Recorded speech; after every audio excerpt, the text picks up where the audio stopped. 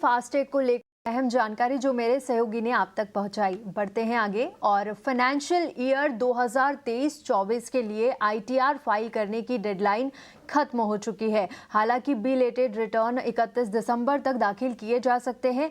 क्या है ये नियम और किन बातों का ख्याल रखना चाहिए, एक बार समझ लेते हैं मेरे सहयोगी अनुराग शाह से।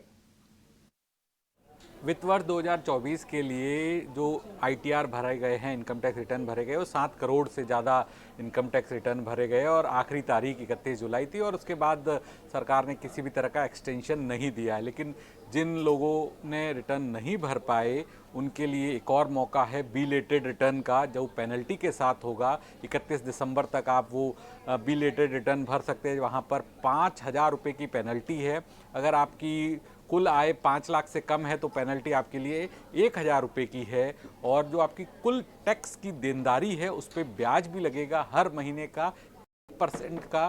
कुल जो टैक्स लाइबिलिटी है उस पर ब्याज भी देना होगा। और सबसे महत्वपूर्ण बात यह है कि अगर आपने टैक्स बचाया है, टैक्स बचाने के लिए इन्वेस्टमेंट किए हैं, डिडक्शन लिए हैं आपने इंश्योरेंस पॉलिसी में, हेल्थ इंश्योरेंस प्रीमियम में, पीपीएफ में, होम लोन के इंटरेस्ट में, एनपीएस में, पूरे साल अगर आपने उस वहाँ के लिए निवेश किया है या डिडक्शन लिए हैं और आप रिटर्न नहीं भर पाए तो वो सब डिडक्शन का आपको कोई फ़ायदा नहीं मिलेगा, क्योंकि लेट रिटर्न भरने के लिए डिफ़ॉल्ट ऑप्शन जो है वो न्यू टैक्स रिजीम है।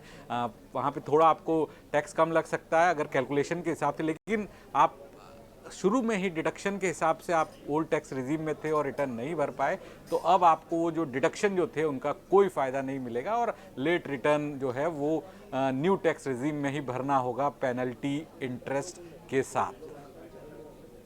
और इसी के साथ फिलहाल इस बुलेटिन में नमस्कार।